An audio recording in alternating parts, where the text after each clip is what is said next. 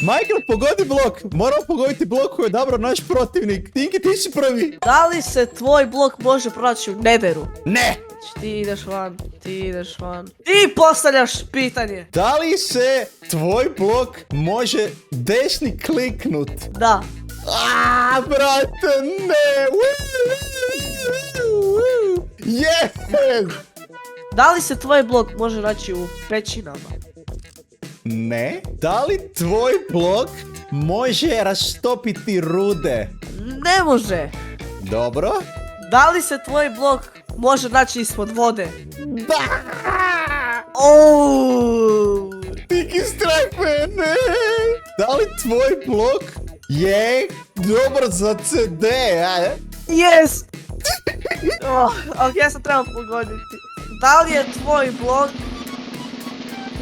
ovaj lantern? Da.